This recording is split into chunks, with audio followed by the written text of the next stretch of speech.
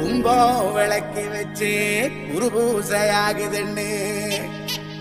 கரகம் விளக்கி வச்சு கனபூசையாகுதுன்னு உனக்கு மாங்காய் இளநீர் அந்த மணமுடிக்கும் என்று சொல்லி உனக்கு தேங்காய் இளநீர்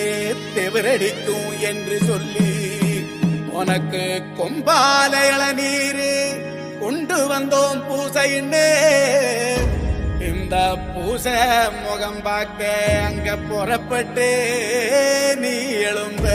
எத்துக்காய உடைச்சு வச்சோம் உனக்கென வீரனே கனிய பறிச்சு வந்து முழு சாப்பாட